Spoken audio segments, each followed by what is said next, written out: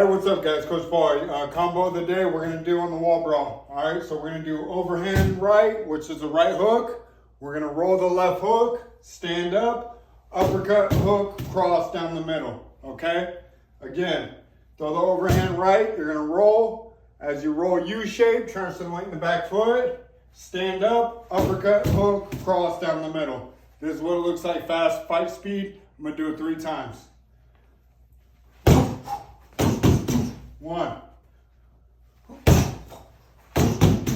2. Let's do it 2 more. 3,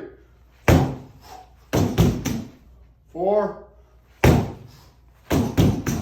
All right, that's combo of the day. If you guys have any questions, go leave a comment below.